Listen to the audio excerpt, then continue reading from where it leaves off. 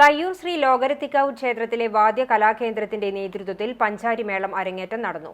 പൈങ്കുളം രതീഷിന്റെ കീഴിൽ മേളം അഭ്യസിച്ച 14 കുട്ടികളാണ് ദേവി സന്നിധിയിൽ അരങ്ങേറ്റം നടത്തിയത്.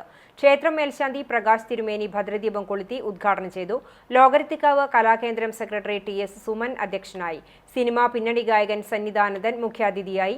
മേളപ്രമാണി പൈങ്കുളം പത്മനാഭൻ നായർ, ക്ഷേത്ര കോമരം വിശ്വനാഥൻ, KL ഉണ്ണികൃഷ്ണൻ, VR രാമകൃഷ്ണൻ തുടങ്ങിയവർ സന്നിഹിതരായി.